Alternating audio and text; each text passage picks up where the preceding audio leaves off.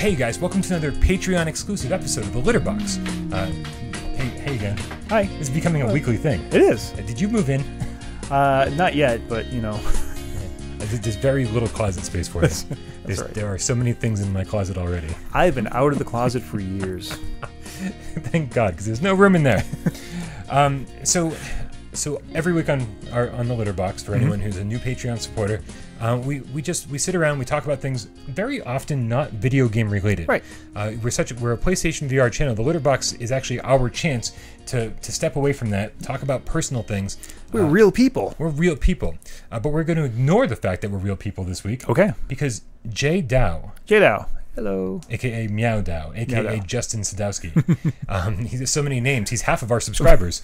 So when I did the Gamescast today, he commented and said, "Would you and Dez on a Litter Box episode should review some retro games?" And I was like, "Dude, we've done hundreds of them." Right. That's what we used. That used to be our thing. Exactly. And he said, "I've watched all of those already." Okay. So he knows.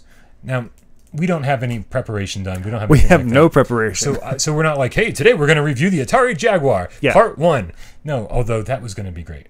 That was going to be cool. That's the very last thing I handed you. Yep. I gave him a box with my Atari Jaguar, my Jaguar CD in like 50 games. Yep. And was like, here, play this. We're going to do a 3-part episode. And then VR happened. It sat in the back of your car, and then we decided to switch the channel over to VR. And I was like, give the games back. Okay. Yeah. So maybe that'll be if we hit the, I don't know, what's the Patreon stretch goal? We're just never doing it. Okay. Right. Yeah, that's just not going to happen. We don't have time in our lives, unfortunately, to go back and play the Atari Jaguar. Yeah. And that's what I want to talk about this week. The Atari Jaguar. I want to talk about the change in the channel. Okay. Ever since we decided to go strictly PlayStation VR, Yes. everything has changed. Okay. Right? We started the channel started gaining traction. People started watching us. We still recording Gotham City though, do we? Or do we? No. So not here. Not here. Okay. No. The Litter Box, you're just pointing to like a backdrop. Oh, that's of Worcester. right. We're in Worcester now. Yeah, that's right. All I forget. So, hey, there's my building right there. Hey. Yeah. I want to know what your perspective is. What's different about the channel now that we have more focus? Okay. That what you and I do is a lot different. I want to know your thoughts. Like, what do you think about retro games now compared to when we started? Sure. Is that something you ever want to go back to? I want to set the ball rolling and see what you had to say.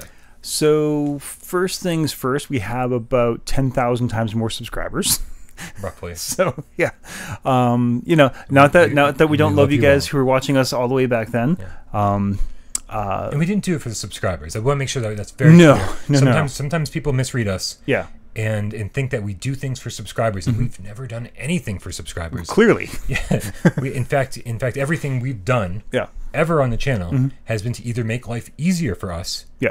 Or make it something we enjoy more. Yeah, and I think it has been a common refrain we've said a few different times, and I think Jeremy and Michelle have echoed this. Once VR sort of entered our lives, just any interest in flat gaming has kind of gone away. Yeah. Back in the day, I made it clear how much I loved Mirror's Edge, and I never got a chance to play the sequel. I always bought games, generation or two behind, and I didn't have the console to play it and whatnot. And then a few months ago, I think Mirror's Edge 2 was like one of the free PlayStation Plus games. Yeah, I think so. And so I downloaded it. I was like, hey, I got a 2 or 1? No, it was 2. It was a sequel. And I downloaded it. I was like, great, I'm going to get a chance to play this. I played maybe 5 or 10 minutes. And this is one of my most anticipated sequels to a game ever. I love Mirror's Edge. I know it has flaws, but it was one of my favorite games of all time. And I played maybe 5 or 10 minutes, and not because it was bad. I think it was a great sequel, but it was just like, yeah, I don't want to play this anymore. Yeah. So it's not that we're hopping on this VR bandwagon because you know how popular PSVR is in the zeitgeist right now. Right. If we want to be popular, we talk about Fortnite and Minecraft. Seriously. Roblox. I don't even know what Roblox is. I just keep hearing my niece and nephew talk about it. I do, and yeah. It's no. A whole, yeah. But in a very real and significant way, VR has absolutely changed the way I approach gaming. I don't, if I don't have time to play VR, I don't have time to game anymore. You know? So I find myself getting excited for things I wouldn't have normally gotten excited for. Everybody knows now that the persistence is less than a week away. I'm like, I just need to take the rest of the week off from the channel and life and sleep from now until the time it comes out. Because you're not gonna. Because that 12-hour live stream is going to kill me. But it's going to be a lot of fun. And that's the thing is, although it is horror themed, it's not the type of horror game I would ever want to play on a flat screen. Okay. It is like a roguelike. Yep. Or roguelite, I guess. And for me, if it was just on a flat screen, I'd be like, I want an adventure. I want like a story. I want to be like this and that. And it's the VR scary version of Spelunky, which, by the way, one of my other favorite games. But that's the thing. I would have skipped it altogether, and now instead it's my most anticipated game. Yeah. So I do find myself getting excited for things I wouldn't normally get excited for.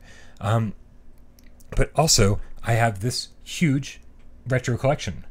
Yeah, well, that was the other point I wanted to make. When we approached this channel, like, it was kind of Brian the collector and Dez the guy who remembers what it was like to play these games. Yeah. I don't have a huge collection. I'm not super knowledgeable. I just, hey, there are these games I was really passionate about when I played them. I want to revisit them. So, and I forgot where I was going with that. Well, the cool thing about what we used to do was that, man, we got to explore a bunch of games every week. Yeah. Right? Every single week on Gaming Without Parole, we chose a topic.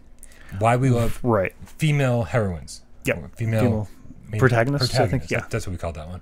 Or why we love scary games. Why we love Lucasfilm games. Why we love this or that or this system or that system. Sorry, Jaguar. MIA. And so it gave us a chance it gave us an excuse to go back and play these games. Sometimes you see them on the wall and you're like, one day I'll go play these things. Yeah. But just like why we love PSVR, I would never have a chance to go back and play like Wipeout or I mean, I hate to say it, but even Skyrim sometimes I just don't have time to play that. So being able to like do episodes based on those games gives me an excuse. I'm like, I need to play this for 4 hours to prepare for this show. And it was the same thing for Gaming Without Parole. It was so awesome to go back and play these old retro games in preparation for the show. But now I just don't really have that much of an interest in it. Yeah. No, and it's really done that. I mean, I've been kind of in a conversation with some friends about VR, and he's legitimately worried about experiencing what we're experiencing. It's like, I don't want to ruin my gaming experience for everything else. And it's like, that's the one good argument I've heard against VR. Because I'm sure a lot of you can vouch for this. It's like, once you've played games in VR, even at the lower graphical quality and blah, blah, whatever, it's such a different experience, and the immersion and the depth of gameplay you get from it, it just makes flat gaming feel flat. It's a shame because that means I skipped God of War. No interest. I did have an interest only because I heard how great the story was.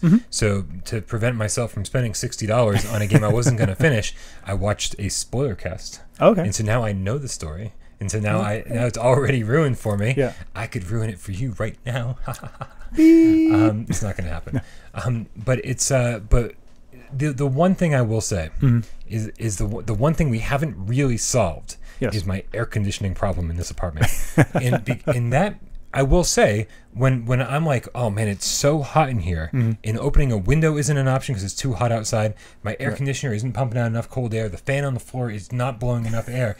All I can do is grab my Vita and just fall on my bed and just be like, I'm just not going to move for a while. I know people like Madman and Black the Game Cat has even said, like, I take a couple of days off because it's so hot here. He's in the UK. It's so hot here that I can't put the headset on.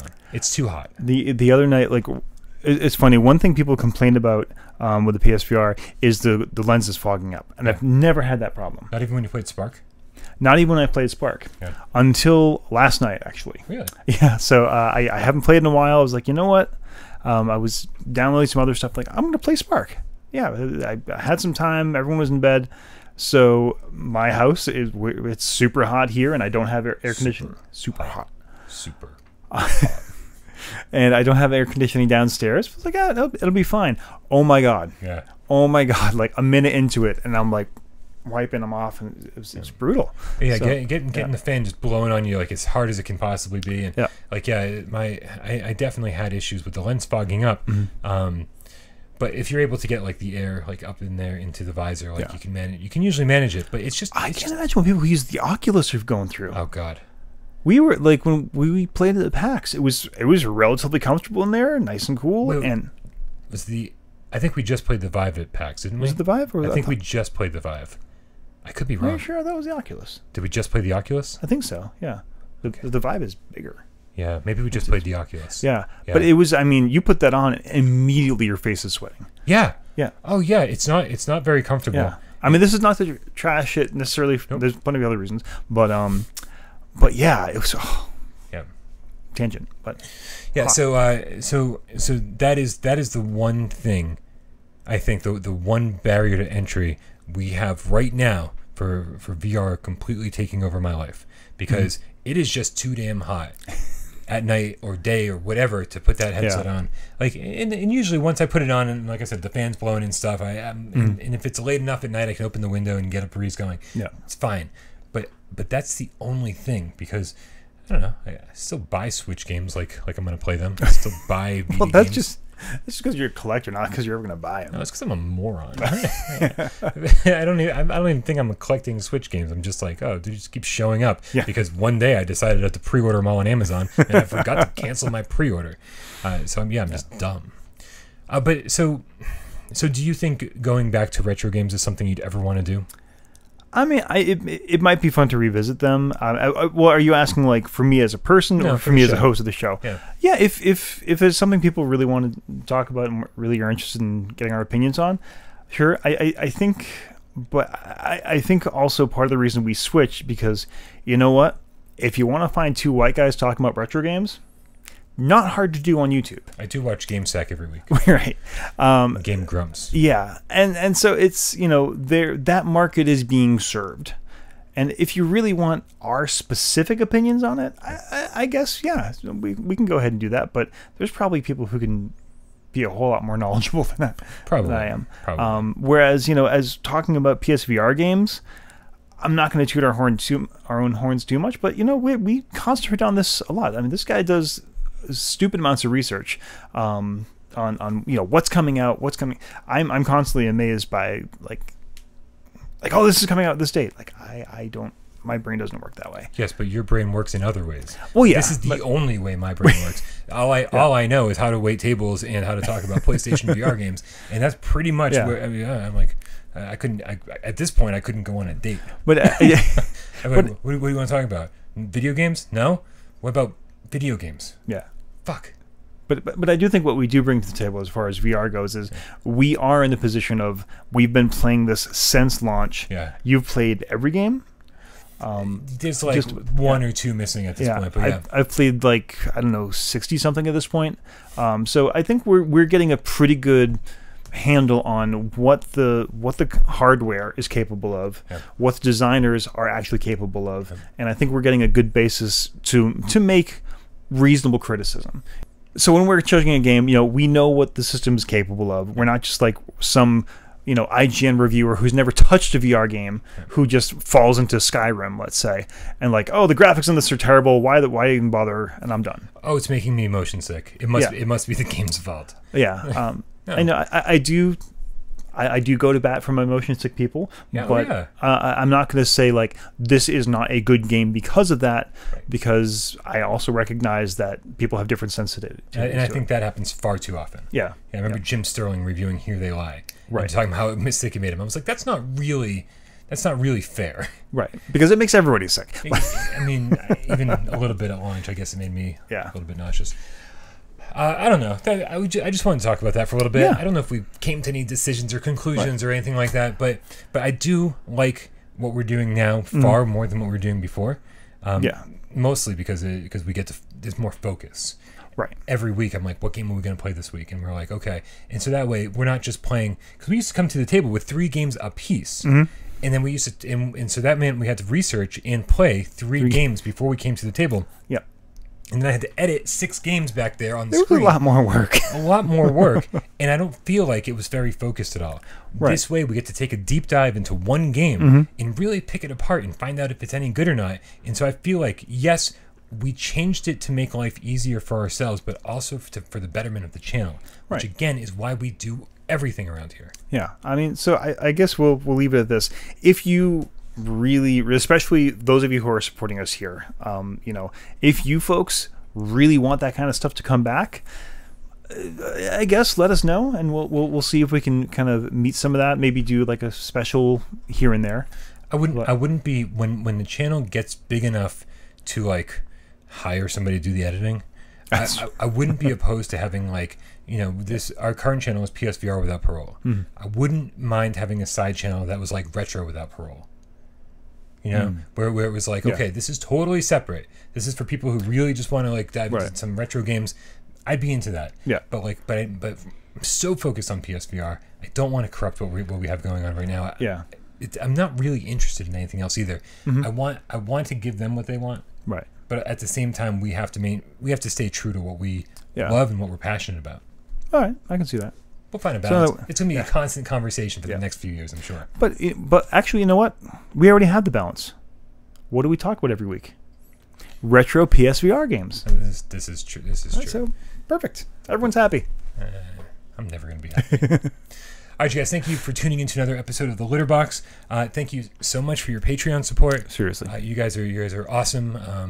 When we changed to Gamescast, we lost a ton of Patreon support. So we value each and every single one of you that stuck with us and had faith that we were going to do the right thing. Right. And I don't think I've heard a ton of feedback of people saying, "Man, I really wish you'd bring back the old format." Yeah. I've seen a couple comments that were like, "Well, because those people already left." Right. That's true. But I was like, I've seen a couple comments that were like, "Man, I really miss the old format because like I miss seeing you guys every day.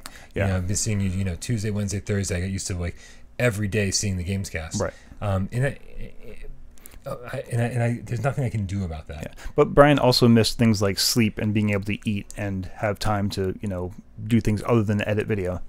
But now I have more time to edit video now. Right. So there's more. I can get more reviews done every week. Right. This is fantastic. All right, you guys. Thank you again. We love you all. And what day's today? Tuesday? Why, it's Christmas Day. Every day is Christmas Day.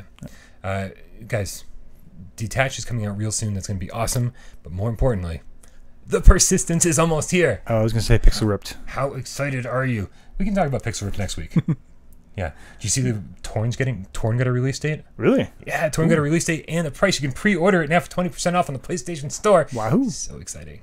So exciting. It's coming in August. Oh, it's going to be a good summer, guys. I just don't know how Natalie and Bruglia is going to be ported over to PSVR. It's going to be wild. It's going to be a good, sweaty summer. All right, let's get out of here. Thank you again. Bye. We love you all.